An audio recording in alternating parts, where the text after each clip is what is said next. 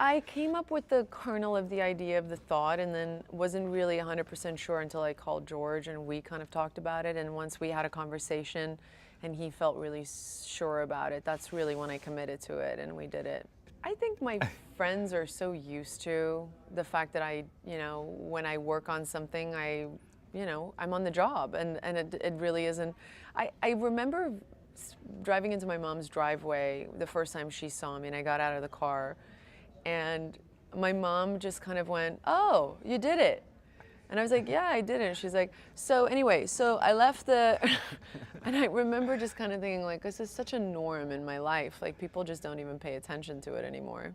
I think that George Miller was really gracious in spending a lot of time preparing us for it before we went out there and being very clear and very honest and very direct and telling us we will be in this environment in a very relentless fashion and we will make this movie and it will be hard and there will be days where we want to give up. And he was very honest about it. And I think it helped then to kind of, fly us out there and then just kind of throw us in this. And I thought that was very generous on his behalf to really kind of prepare us as much as he possibly could for this.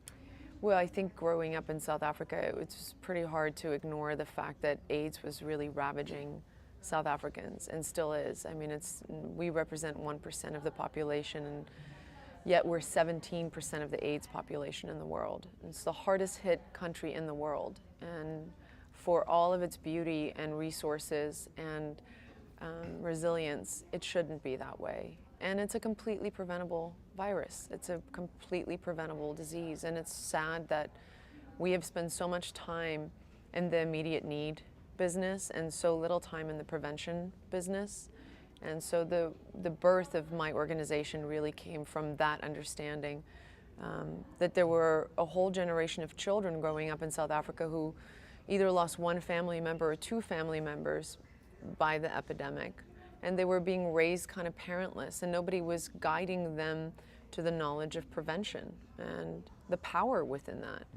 And so we can take care of people getting HIV positive for the rest of our lives and the rest of our children's lives, but the reality is that if we actually invested enough money and time and effort in prevention, we can actually end this in our lifetime.